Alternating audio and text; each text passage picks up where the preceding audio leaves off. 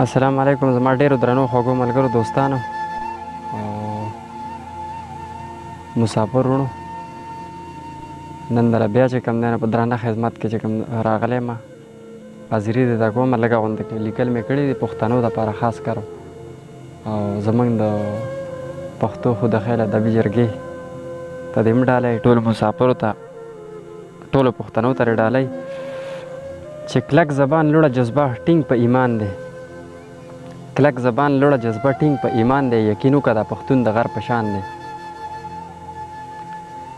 زما ښکلې ګلدرې پې لا یادېږي که رحمان دی که خوشحال که باچا خان دی یقین وکړه دا پښتون د غر په شان دی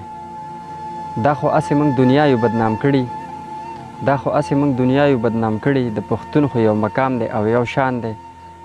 یقین وکړه دا پښتون د غر په شان دی او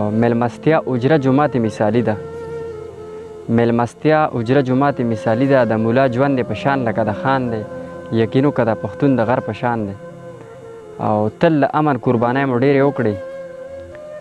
امن قربانۍ مو ډېرې وکړې بس نور نه خو په قلم مو جنګ د ځان دی یقین وکړه دا پښتون د غر په شان دی مسلمان چې دې پیدا کړم لویه خدایه په فضل پابند ستا لوی فضل احسان دی